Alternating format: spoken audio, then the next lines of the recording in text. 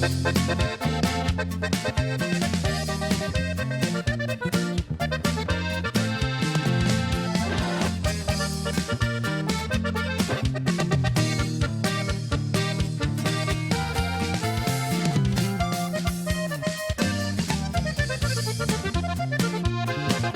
qué diablo reapareces cuando no quiero saber de ti? Cuando te olvidé, cuando te enterré, cuando me marché para ser feliz, cuando me juré que no quería saber más de ti, es que vuelves a mí. ¿Quién te dio derecho para venir a confundir estos sentimientos? Sabes que soy débil y te aprovechas, usas tu hermosura, buena estrategia, y con tu perfume no hay duda, volví a caer en tus rejas. Mejor calla y me besas. No me importa lo que hiciste en el pasado está pisado y el presente ahora es mi fuerte, y yo quiero complacerte. Si peleamos, discutimos y gritamos, y por eso es que cortamos, ese tiempo fue un enredo, empecemos desde cero. Yo todavía te quiero. Y si ya le buscó, mija, ahora se calla y me besa, chiquita. Y este es Enigma Norteño. Hay otro.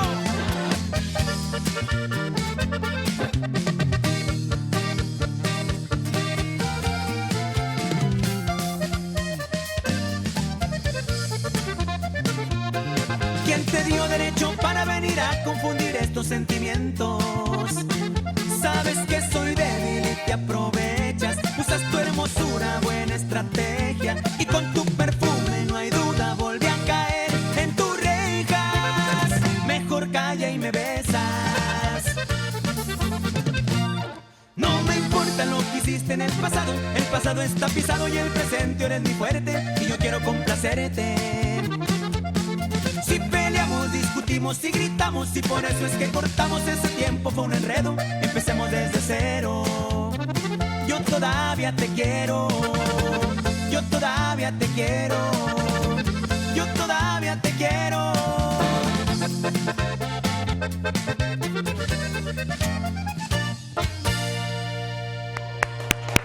Enigma Norteño, buenos días, chicos, bienvenidos. Eso es. Buenos días, muchísimas gracias por el espacio y la invitación. Así es, y por llenar de música nuestra casa, bienvenidos. Cuéntenme, ustedes tienen muchísimo éxito en los Estados Unidos, pero ahora están en México trayendo su música. Así es, tenemos ya bastantes años visitando Estados Unidos.